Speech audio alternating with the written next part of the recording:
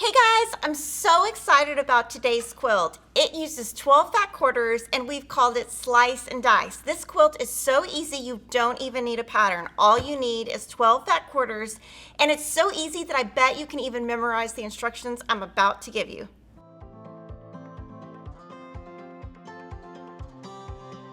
So this quilt, like I said, just uses 12 fat quarters. These are the fat quarters I'm going to be using today. This is the Jelly and Jam collection.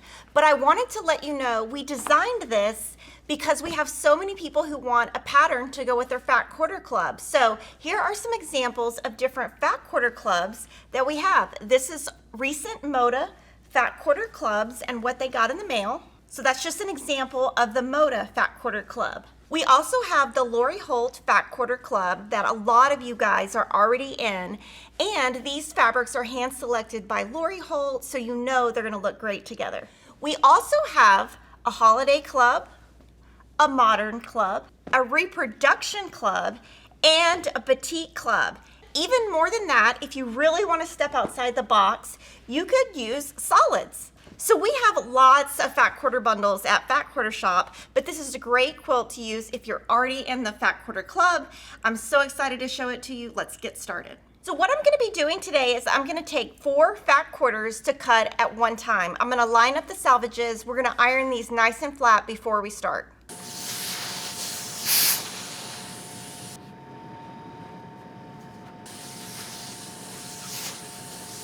So I have everything nice and ironed, and like I said, 4 layers at a time. The first thing I'm gonna do is I'm gonna find one edge and just trim it.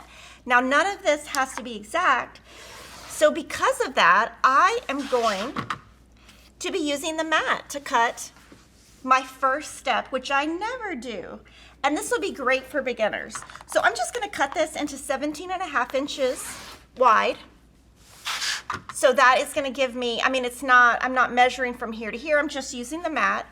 I'm going to cut at the top, turn that around on the mat, and again, cut at 17.5 inches. Now this is not how I normally would cut, but with this quilt, it's going to work. So you just start with a 17.5 inch square. You could use this for scrappy binding for this project or another project, but it's big enough to save. From here, we have a square. I'm gonna take a ruler and I'm gonna mark 4 inches from the top left. You'll see that right there. Then you're gonna go to the bottom right and measure 4 inches over right here. It doesn't have to be exact, but we've got 4 inches both ways. Then you're gonna line up your ruler at the line on the bottom, the line on the top.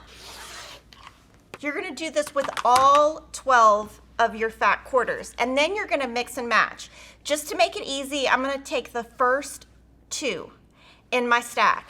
You will have a total of 24 of these pieces. We've got our pieces, we're gonna mix and match them. I'm gonna take 2 different fabrics, place them together like this, put them right sides together. This top piece, I'm gonna overhang that by 1/4 inch. At the bottom, I'm gonna leave a 1/4 inch gap here. I'm gonna pin all the way up and down because it's on the bias, and we're gonna sew this with a 1/4 inch seam.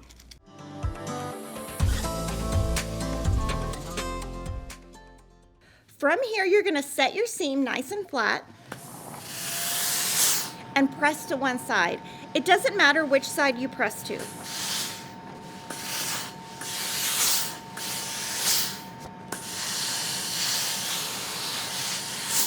So this is how your piece will look, and it doesn't have to be exact up here or down here. What we're gonna be doing is using a Creative Grid 16.5 inch square ruler. We're just gonna trim around it. You don't have to line up anything. You just trim. This is a scrappy quilt. Does not have to line up anywhere, which is the beauty of it. So quick and easy. I bet you can make this quilt in an hour.